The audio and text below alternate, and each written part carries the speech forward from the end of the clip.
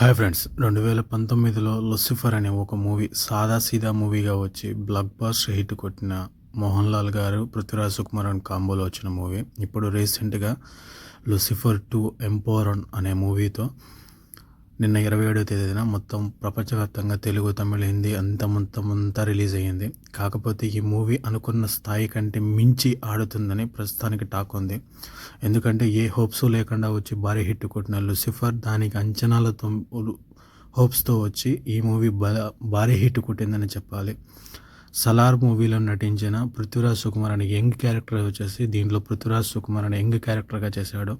Separate time లైన్ని recreate చేసి, అంటే 1980లో అసలు మోహన్ లాల్ ఏ విధంగా మామూలుగా అతని పేరు వచ్చేసి స్టీఫెన్గా ఉన్న అతను అబ్రహం ఖురేషీగా ఎలాగా మారాడు, ముంబైలో ఏ విధంగా చేశాడు అనేది కొద్దిగా హింట్లు ఇస్తూ ఒక అబ్రహం ఖురేషీ ప్రపంచం ఎలా ఉంటుందని ఒక ప్రపంచాన్ని చూపిస్తూ, అలాగే కేరళలో తన తమ్ముడిని సీఎం చేసిన తర్వాత తను ఏ విధంగా స్వార్థపరుడు, అలాగే బేకారోడ్ అయిపోతాడు పచ్చిగా చెప్పాలంటే, అవన్నీ చూపిస్తూనే తన చెల్లెలికి ఇబ్బంది వచ్చినప్పుడు మళ్ళీ తను ఎంట్రీ ఇస్తాడు అని క్లారిటీ ఇచ్చి, సిబిఐ వాళ్ళకి కానీ, పోలీసులకు కానీ, పొలిటీషియన్స్కి కానీ ఎవరి మైండ్లలోకి ఎవరికి ఏ అంచనాలకు దొరకకుండా వాళ్ళ ఊహకు అతీతంగా ఉంటాడు.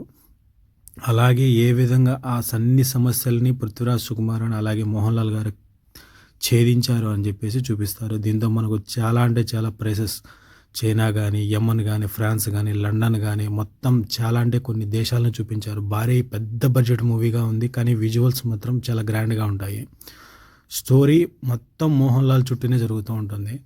ఎక్కడ మోహన్ లాల్ ఏ క్షణంలో అబ్రహం ఖురేషీ అవుతాడో, ఏ క్షణంలో స్టీఫెన్ అవుతాడో, స్టీఫెన్ నడివిల్పల్లి అవుతాడో తెలియదు. ఇదంతా వచ్చేసి దీనికి బ్యాక్ స్టోరీగా పృథ్వీరాజ్ సుకుమార్ బ్యాక్ స్టోరీ జరుగుతూ ఉంటుంది.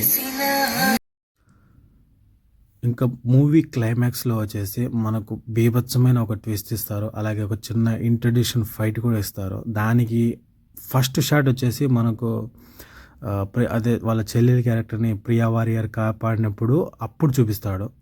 మంజులా వారియర్ని కాపాడినప్పుడు ఒక షాట్ చూపిస్తాడు. నైట్ షాట్లో ఇట్లా చెయ్యి రమ్మని పిలిచినప్పుడు అదే షాట్ మనకు క్లైమాక్స్లో మనకు ఒక షాట్ చూపిస్తాడు.